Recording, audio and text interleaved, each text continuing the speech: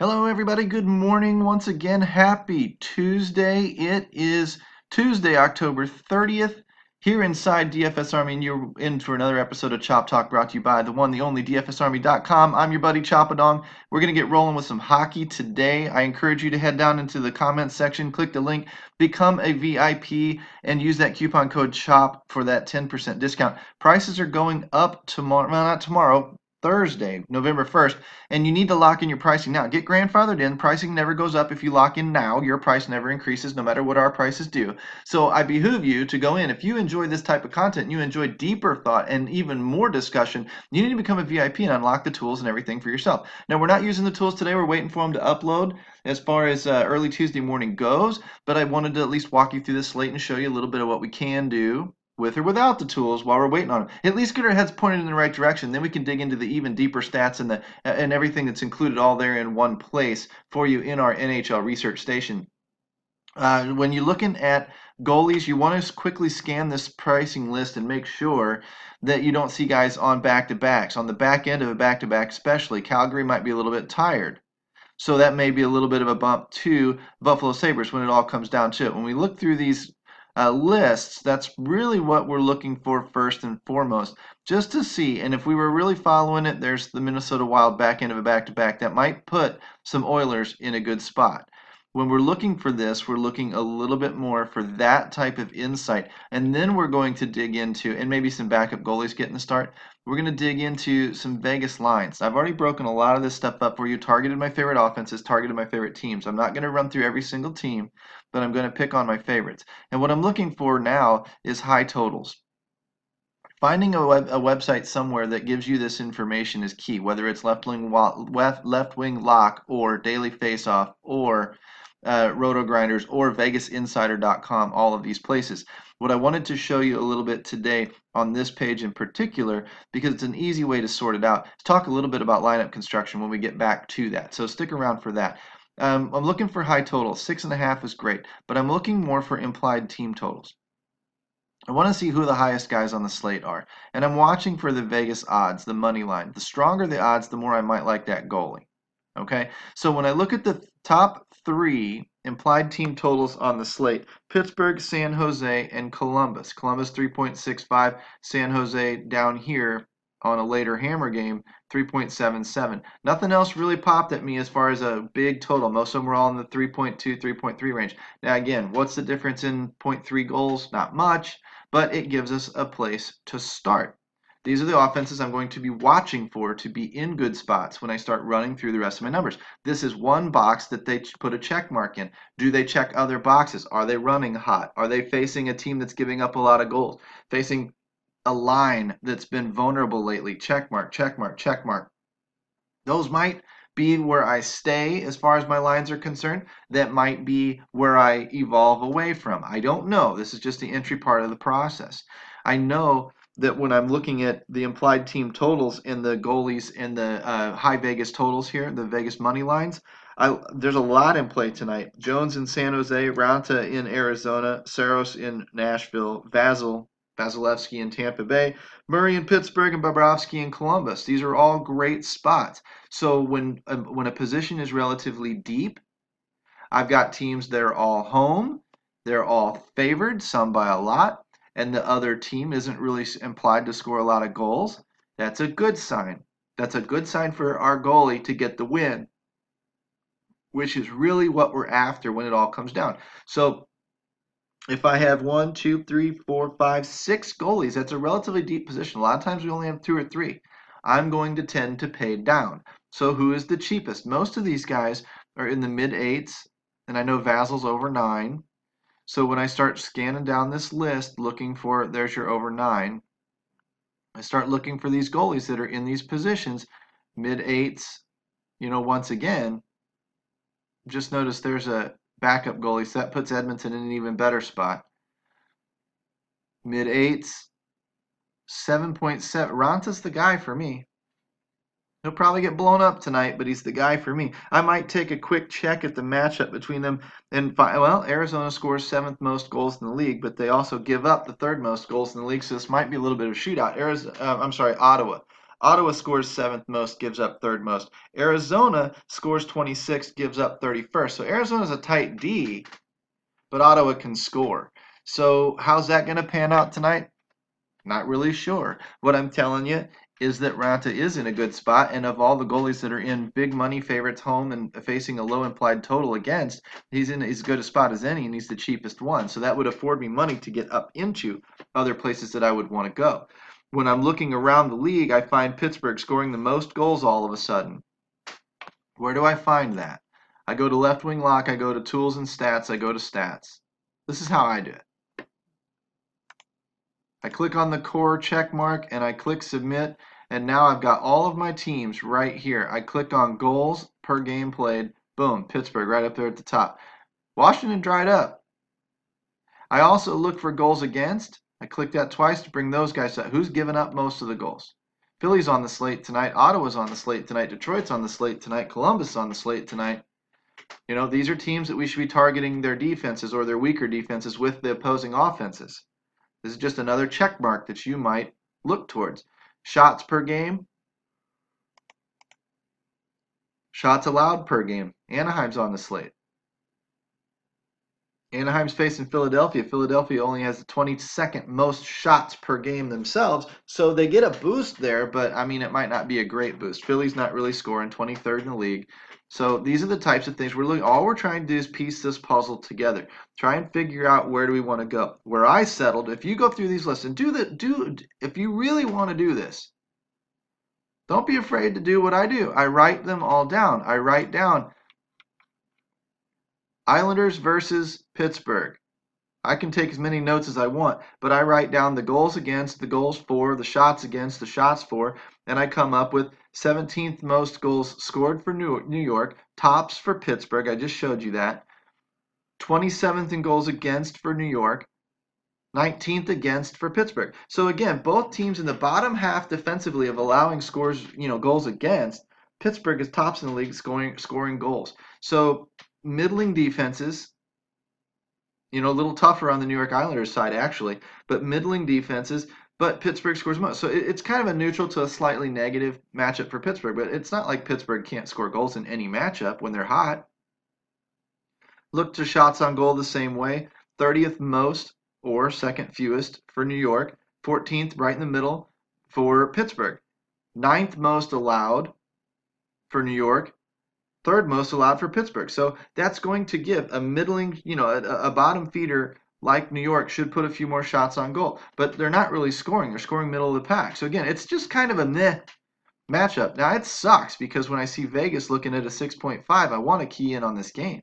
And I want to key in on the Pittsburgh side. But I'm seeing numbers that are telling me that New York isn't too terrible on paper. So that leads to a little bit of confusion, which makes them more of a GPP type of play for me. I've got a lot of games to pick from today. I'm looking for the slam dunks. So I look over here, and then we'll do one more game here, and then I'll tell you a little bit more about the offenses and maybe some value plays, whatever. When I look at the Columbus Blue Jackets facing Detroit, I see Columbus scoring 3rd most in the league, Detroit giving up 4th most goals against. Big time smash spot for Columbus.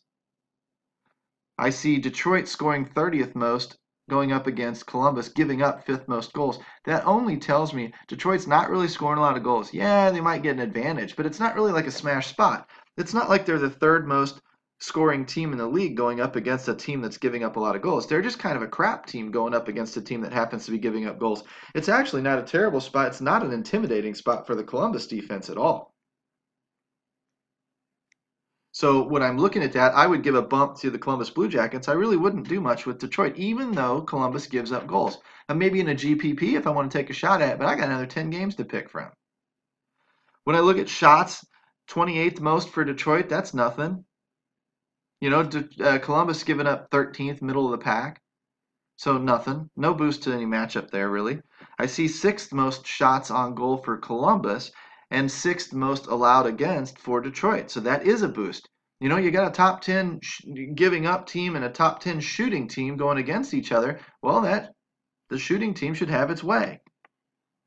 It's not like Detroit's getting in the way and blocking a lot of shots or, playing such good defense you can't even get a shot off. It looks like Columbus is going to put a lot of shots on goal. It looks like Columbus is going to score goals because Detroit gives them up and Columbus has happened to be scoring them right now. I got a lot of arrows pointing up for Columbus. Columbus is in a great spot tonight. They are a cash offense to target. Who are you going to target them with? If I go through all of these names and all these, I've got a bunch of meh, meh, meh, meh, meh type games. Okay, some with a little bit of a plus and a little bit of a minus and a this and a that. But Columbus is pointing all the arrows in the right direction. San Jose is pointing all of the arrows in the right direction. They're my two favorite offenses on the night. To be quite honest with you, Arizona's not terrible and Nashville's not terrible. They would kind of be secondary type plays. But I really, really like Columbus and San Jose tonight, judging by those numbers that I just walked you through with New York, Pittsburgh, and Detroit, Columbus. You got to do the work. You got to dig in. You got to figure this stuff out. Now I'll come back again to the lines. What would I target and where? But I want to show you another little thing here. In these games, I can go into the stat sheet, and there's a lot of sites that offer these, and I can sort by fantasy points here. And when I sort by fantasy points, now I'm looking for oddballs in the salary, and immediately Kyle Palmieri pops out at me. 6,400 is all, 8 games played, 23 points per game average. I click on his game log and open him up. Oops, don't want DraftKings yet. Sorry for you DraftKings users. I'm just a Fanduel guy. And I'm looking at, 18, 19 minutes. Bunch of goals. Now, goals are in the past, so he may have cooled off here in recent. But he's popping some assists in the basket. He's getting, he's scoring some points for you, obviously. He's still shooting the puck a little, right? And he's still earning results. 24, 28, and that's not rounding up, which is really 25 and 29. 4, 11. 11's not terrible for 6,300. 19, 34, 34, 29, or round up to 30. So I've got 1, 2, 3, 4, 5, 6, 7. 6 out of 7 games. I'm sorry, 7 out of 8 games. 1, 2, 3, 4, 5. Yeah, 7 out of 8 games. Double digits or better. 1, 2, 3, 4, 5. 5 of 8 over 20 points, and one of them just barely under it. That's good results, man. Kyle Palmieri's a great one-off tonight in any matchup, as long as he's still producing. Now, can you lay this egg on you? Sure. Is he going to cool off eventually? Sure. But for right now, ride him while he's hot. He may continue his streak. That's all you can ask for. I start looking down here a little bit more at some of these other guys. They're in good spots. Radilov's in a good spot. He'd be a one-off I'd use. Watch this. Open that game log up. And I know he's kind of bounced around in different lines, getting power play, not getting power play exposure, but 1, 2, 3, 4, 5 out of his last 6 games. 5, he put up a dud last time out, but 5 of 6 games to that point are sitting there at double-digit points. For 6,300, his price came down off that last game too, from 6,800 to 6,300. Good spot. Is Dallas in a good spot tonight? Not so much. That's why I'm not stacking the entire top line. But as a value one-off, absolutely. Other guys I'd be interested in. Tuck in Vegas. 37 and 16 points in his last 2 games. Small sample size, but at $4,500, could go a lot worse somewhere else if you need the savings. Scrolling down a little bit more. Timo Meier. Timo Meier on the San Jose 2, 10 plus points in his last 7 games. 18 plus average on the season if you round that up. That's big. That's big. For a $5,200 guy, thank you. Chabot, there's a defender for you. We love cheap defensemen. 4,400 is not terrible. If I open up his game log, I'd show you 9 out of 10 games. 10 plus points. Let's go ahead and open it up, just so you don't think I'm blowing smoke up your butt. 9 out of 10 games, over 10 points. In that span, add these up because I did. 3 goals, 10 assists, 21 shots, and then I ran elsewhere to find the blocked shots, and I found 12 more blocked shots.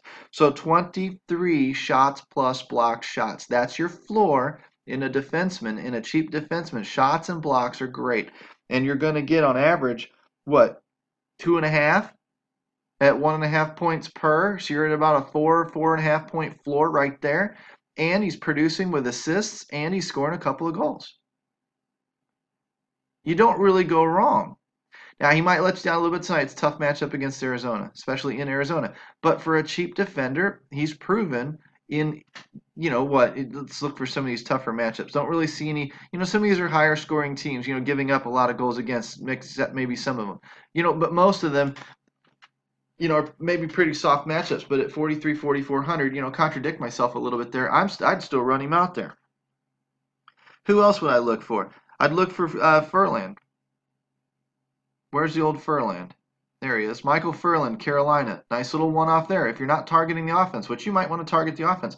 But at 5.2K, over 3 times value on the average, open him up. And what you're going to see is, again, a dud in the last game, but a lot of double-digit games. All the way back through 11-game sample size, 9 out of the 11 are double-digit games. And look at this. Add these up. A lot of 5s in there. Add these up. 40 shots on goal over those 11 games. It's like 3.8, 3.9 shots per game. Good floor. It's not going to block a lot of shots on you. It doesn't show it here, but not a lot of blocks on you.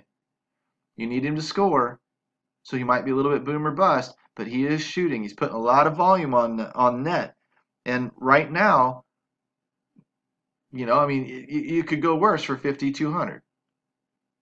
My only concern is Boston doesn't allow a lot of shots. But these are value plays tonight that you could use. There are others. These are the ones that I'm spotting. And the way I spot them is go to the top, who's producing, and where's the pricing outliers. Because, a guy down here at 7,600 in Jamie Benn should be up in here. Tuck shouldn't be up there at 4,500. Too bad Brady Tkachuk's on IR at 3.9. He'd be a lock just based on what he's doing. So this is how we use these sheets. Now, how do we put together lineups? The easiest thing to do, I'm going to tell you a difference between cash games and then GPPs, and then we'll get out of here. We know the offenses that we're looking for. We're looking for Columbus. We're looking for San Jose, or I am. Okay. So what am I going to do in this scenario here? I'm looking at my first line, my top line: Panarin, Atkinson, and Dubois. Dubois has actually been scoring a little bit lately. 5,600. You might want to click into him and look at his game log too. But you see one of them on the top power play line, 2 of them on the power play 2. So most of the time these guys are going to be out there together. But when the power play hits, they're going to get split up a little bit. When the power play hits, they're going to reunite down here, or unite down here with Jenner and Foligno. I'm talking about Panarin and Atkinson. So what I might do, if both these lines are in pretty good spots tonight, we are facing Detroit. I might take a Panarin and a Jenner, or I might take an Atkinson and a Foligno. I might take a Dubois and a Wenenberg. I might take Duclair down here at 3.6 with Panarin and Jenner. And I'd get 1, 2, 3 lines of coverage, and then they all stack on the power play together. That's more of a cash concept because I'm spreading out. I can also use the defenseman in this scenario. I could use Werenski on the first power play unit. Seth Jones is great too. You might double check the left wing lock line combinations over the last 3 games. Make sure that Jones has not shifted to the power play 1 where he should be most times. If so, you'd run whoever the power play 1 defenseman is. Let's say it's Jones. You could run him with Jenner or Foligno and then Panarin or whatever. And you could run whoever's on the 2 with Atkinson, Dubois. Now, what would I do? These are ways you're spreading out. When a couple of goals, 3 or so goals are supposed to hit this game tonight, 3 to maybe even 5. And it wouldn't shock me if it's 6, 7, or 8, the way Detroit's been giving up goals. But let's say it's 3 or 4. It's not going to be 1 per line. Based on fantasy points and production and goals scored, it's going to be that top line. This line's been doing the damage. So I'm going to want to focus most of my energy there that I can. In a cash game, I don't want to be completely pigeonholed into one spot. So I might take a Werenski and a Panarin. And I probably stop there. I might take an Atkinson or a Dubois and a Panarin. And then get access to that power play 2 unit in case these guys down in here are the ones that go off. Either way, I'm spreading my coverage. I'm widening my net of where those fantasy points might come from. And I'm not too concentrated on one line Because too many times I've seen 5 goals scored, and it all came from lines 2 and 3, and line 1 got blanked. And that crushes you in cash games. It's not a safe way to go. The safer way to go is to spread out a little more. Cover up here, cover down here, cover the defense, whatever. Spread out. That's what lowers your risk, which increases your floor, which is what leads to cash game success. And another way to do that is take top guy here, take top guy over here, whatever. Spread out across different games. You don't want to target just 2 teams. You want to capture 3 or 4 teams. And that you do that with one-offs, and you do that with, very, very miniature stacking. Let's say that I wanted Malkin over here. I get line 2, so I've got Hagelin and Kessel exposure. But I've also got exposure to a Sidney Crosby big game, just by being on that top power play unit where they're going to spend a lot of time together.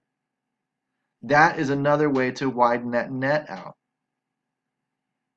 Does that make sense? That's what I'm trying to do with cash games. Now with GPPs, I'm trying to focus in tighter and stack harder. In this Columbus scenario, I would take all 3 of these guys because I got to nut them all. And I'm hoping that I get the goal and both assists.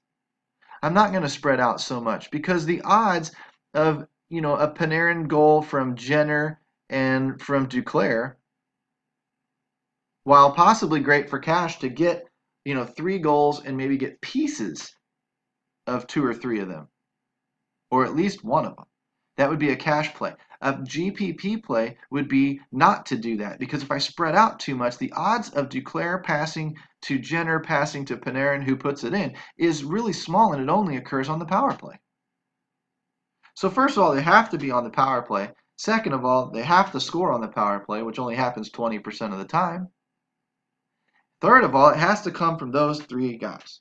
But that's what could win you a GPP, because it'll be very, very low owned. But I would rather increase my chances of it hitting by taking all 3 of the guys on the top line. Or stack up, you could stack the power play of Foligno, Jenner, and Panarin and get Jenner and Foligno on line 2. And that concentrates your exposure a little bit. But that's how you're using this. That's how you're trying to work these scenarios together. You can incorporate the defensemen in there, Jones and Atkinson and Dubois. And now you've got power play 2 stacking, and you've got the top defensive pair out there with the top line most of the time. So you're really using Jones, Atkinson, and Dubois, hoping that they get most of the goals or pieces of most of the goals, because they're always on the ice together. And when they're always on the ice that much of the time, it is increasing your chances of getting the stack slam, which is both assists and the goal. Is that making sense? That's how you read this sheet. If you look down here at San Jose really quickly, we can look again. Power play 1, power play 1. That's the first thing I'm looking for, power play 1. So in cash, I'd automatically go Couture, Kane, Couture, Pavelski, something like that. Meyer and Hurdle are my keys for the production on cash games, because they're the ones that are producing right now. So I might offset Meyer and use him either as a one-off. I like the San Jose 2 tonight, so I might take Couture and Meyer. I've got them both on the same line most of the time, but they bust up on the power play a little bit. So if the power play 1 goes off, Kane to Pavelski to Couture, I get a piece of it if I've got Couture. He's correlated with Meyer in that on even strength nights, Meyer and Couture are going to be passing the puck back and forth and scoring goals with the assist a lot. But they break up a little bit on the power play, which gives me a little bit of exposure outside of just this line. So if this line does all of the scoring, if it happened to do it on the power play, I've probably got a piece of it with Couture. Is that making sense? That's all I'm trying to do for cash games is spread out. Now, of course, for if I like the San Jose 2 for a GPP, boom, stack it up. I can probably afford it with 2 5K guys and a 7K guy. I can probably afford it up here with the Columbus 1. And in a GPP, that's where I'd go. Columbus 1, San Jose 2, figure the rest out. I've got a couple of value plays in Ferland, Chabot, Tuck, whatever. I can round it out that I've found. And that might be where I go tonight. And on a big slate, you might need to get really, really lucky on 10 or 11 games to really hit Columbus and really hit San Jose 2 and have those be the most damaging lines on the night. But that's how you win a GPP. You take a stand, you draw a line in the sand. Okay, hopefully that helped a little bit. We're running up on 25 minutes. Got to get out of here. Got to get to NFL. Got to get to NBA. Those won't take as long today. But I just wanted to, at least it's a big slate lot to cover. I just wanted to share with you a little bit of where we found the lines, how we found the lines, who's producing, who's underpriced, and then how to stack them together and how to build it for cash and how to build it for GPPs. This is the kind of knowledge our VIPs get all day long, 24/7, and that's a reason why our prices are going higher, because we're putting up winners. We've had a $100,000 winner in a showdown slate in NFL over the weekend. $100,000. Would that change your life? Would that make 40, 45 bucks, 50 bucks a month sound pretty nominal for the tools and the coaching that you get explaining how to use these tools as well as other tools around the industry? Guys, follow me out on Twitter at ChopTalk. Give me a like, give me a subscribe in this video. Pass it around to social media, greatest compliment you could possibly give me. But more importantly, open the coaching up to yourselves. Get in here before prices go up. Click the link in the comments section. Use the coupon code CHOP. I'd love to work with you. I'd love to talk to you. It's what I do. It's what I love doing. Come on inside. See that it's everything that you think that it might be. Take care, guys. We'll talk to you soon.